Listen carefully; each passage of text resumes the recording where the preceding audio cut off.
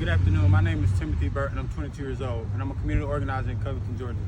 Many concerns have been raised about the Confederate statue standing behind me, and it has divided our community. First and foremost, I want to say I can do all things through Christ who strengthens me, and when it's time for the statue to be removed, it will be gone. But I refuse to die leaving this world as I found it, because I will no longer play with the gift that God has given me.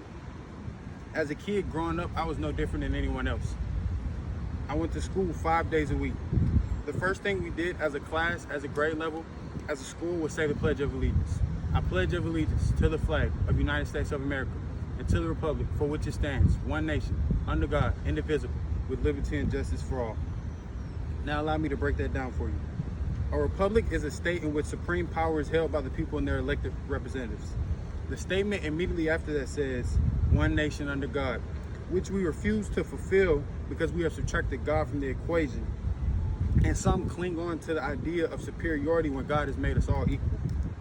The word indivisible means unable to be divided or separated, which we allowed to happen during the Civil War when the Confederate fought the Union.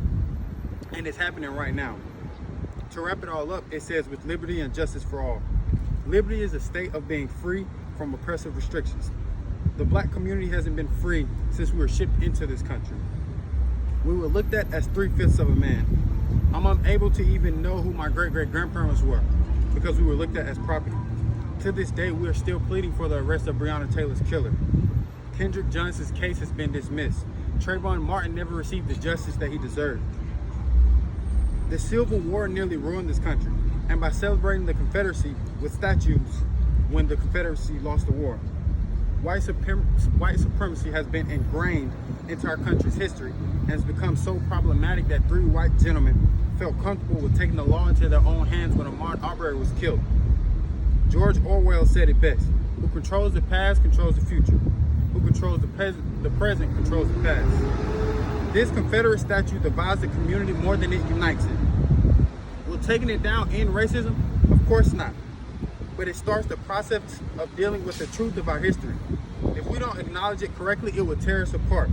And I refuse to die leaving this world as I found it. My mission is to bring together all sectors of the community and increase positive outcomes for today's youth.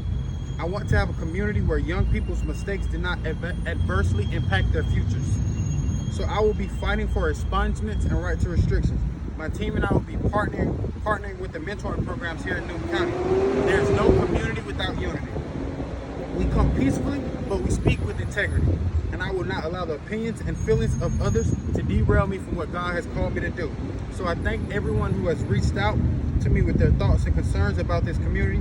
And I prayed about everything I've heard and learned regarding the statue and racism. And I will continue to operate on God's time and not my own. Thank you so much.